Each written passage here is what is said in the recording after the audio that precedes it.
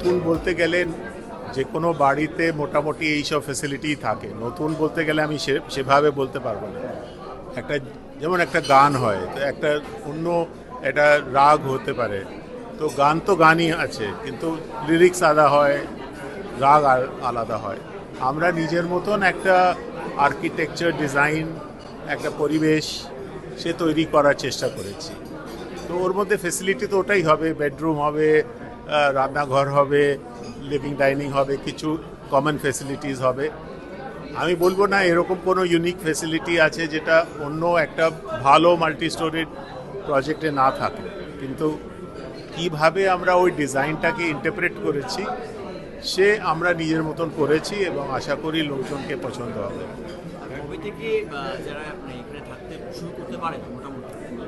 2030 আমাদের RERA deadline আছে, তার আগেই হয়ে যাবে।